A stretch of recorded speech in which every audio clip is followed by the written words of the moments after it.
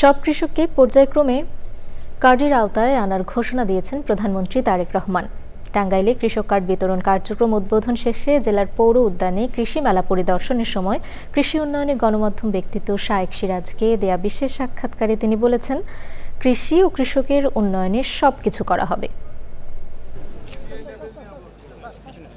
আসসালামু আলাইকুম। কেমন আছেন? অনেক ভালো আছি, আপনি কেমন আছেন? আমি আছি আলহামদুলিল্লাহ ভালো। ধরবো বাংলা নতুন বছরের শুভেচ্ছা। আপনাকেও নতুন বছরের শুভেচ্ছা, বৈশাখী শুভেচ্ছা। প্রথমেই জানতে ইচ্ছে করছে যে আজকে তো বাঙালির একটা সার্বজনীন উৎসবের দিন, এই দিনটাকেই কেন বেছে নিলেন কৃষক কার্ড দেওয়ার জন্য? অতিরিক্ত কিছু বক্তব্যেও বলেছি, আসলে যদিও উৎসবের দিন কিন্তু এটা এখন যেভাবেই হোক এটা একটা সামাজিক অনুষ্ঠানের রূপ নিয়েছে, কিন্তু এটা তো আসলে সামাজিক অনুষ্ঠান না।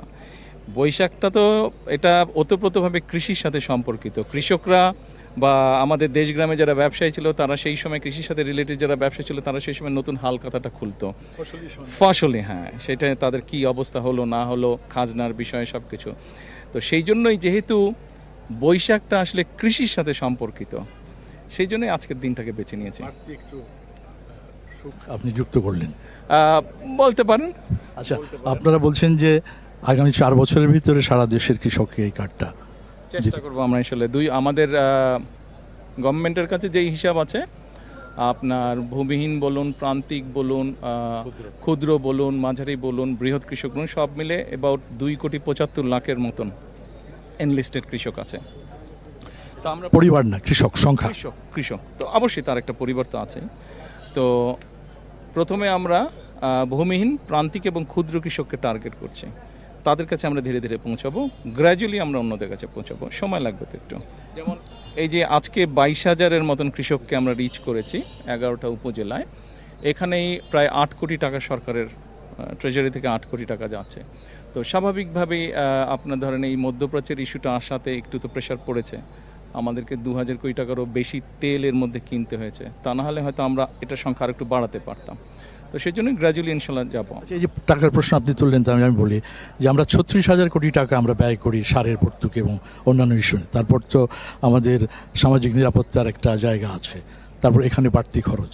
তো আমরা প্রযুক্তিতে কেন যাই না? যেহেতু আপনি অর্থের কথা আনলেন, 36,000 কোটি টাকার সারে আমরা ভর্তুকি দিচ্ছি, অথচ আশপাশের দেশগুলোতে প্রযুক্তিগত দিকে ন্যানো ইয়েতে চলে যাচ্ছে, ন্যানো ফার্টিলাইজার। আমরা যাচ্ছি, সেটাও আমরা পরিকল্পনা নিয়ে গেছি, সেই ন্যানোতে আমরা যাচ্ছি।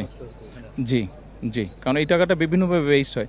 এর বাইরেও আপনার ধরেন এই যে যেমন ধরেন এই যে সেচের জন্য যেই সুবিধাটা দেওয়া হয়, আপনি যে 36,000 বললেন তার মধ্যে এটাও চলে আসে। কিন্তু এটা আপনি খুব ভালো করেই জানেন যে আমাদের অনেক কৃষকরা ঠিক বুঝে উঠতে পারে না খেতে বা জমিতে কি পরিমাণ পানি দিবে, পানিটা বেশি হয়ে যায়। পানিটা বেশি হলে খুব যে সুবিধা হচ্ছে তা না, কিন্তু পানিটা নষ্ট হচ্ছে, আবার ওইদিকে অ্যামোনিয়া বেড়ে যাচ্ছে এতে।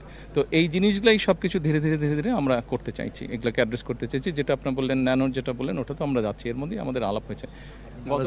গতকাল আমরা কিছু এই কৃষির সাথে রিলেটেড বিভিন্ন ব্যবসায়ীর সাথে বসেছিলাম, আপনিও চিনেন, আপনি খবরে দেখেছেন। তো তাদের মধ্যে অনেকে ইন্টারেস্টেড যারা এই কাজটা করে, তাদেরকেও আমরা পলিসিগত সাপোর্ট দেবো যাতে এই জিনিসটা ইন্ট্রোডিউস করতে পারি আমরা।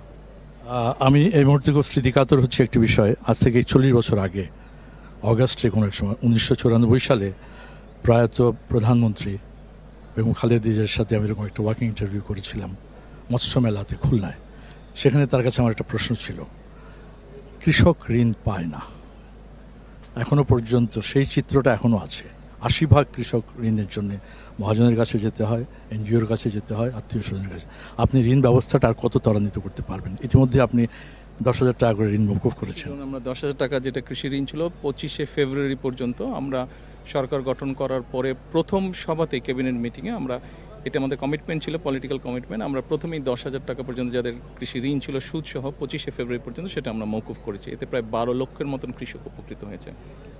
আপনি যেটা বলেন সেটা সমস্যা আছে, সমস্যা তো একদিনে আমরা সমাধান করতে পারবো না, বিষয়টিকে আমরা দেখছি।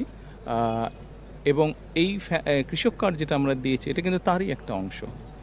জি, এটা তারই একটা অংশ, যাতে করে কৃষক ঋণটা না পেলেও ওই টাকাটা দিয়ে সে এখানে কিন্তু শুধু যে আজকে যে ধান চাষ করছে বা পাট চাষ করছে শুধু যে তারা পাচ্ছে তা না, এখানে কিন্তু যে মৎস্য চাষের সাথে জড়িত খামারি সেও কিন্তু আছে, এখানে হাঁস মুরগি যে পালন করে সেরকম মানুষও আছে, এমনকি লবণ চাষ করে তেমন কৃষকও কিন্তু এখানে আছে। সো আমরা ধীরে ধীরে সব ধরনের কৃষককে আমরা অ্যাড্রেস করবো, তাদেরকে সকলকে এটার আওতা ইনশাল্লাহ আমরা আনবো। আপনাকে অনেক ধন্যবাদ। চ্যানেলের দর্শককে একটু শুভেচ্ছা দেবেন নতুন বছর। চ্যানেল আয়ের প্রতিদিন দর্শক যারা দেখছেন, আপনাদের সকলকে পয়লা বৈশাখীর নতুন বছরের, বাংলা নতুন বছরের শুভেচ্ছা। সকলে ইনশাল্লাহ ভালো থাকবেন, সুস্থ থাকবেন। আসুন সকলে মিলে আমরা আমাদের প্রত্যাশিত বাংলাদেশকে গড়ে তুলি। সকল মিলে আমরা একটু পরিশ্রম করি, একটু কাজ করি, যে যার অবস্থান থেকে আমাদের সঠিক দায়িত্ব পালন করি, ইনশাল্লাহ আমরা আমাদের প্রত্যাশিত বাংলাদেশ গড়ে তুলতে সক্ষম হব। 200-র বেশি সার্ভিস ও ফিচারে লেনদেনের সব বিকাশ অ্যাপে সম্ভব।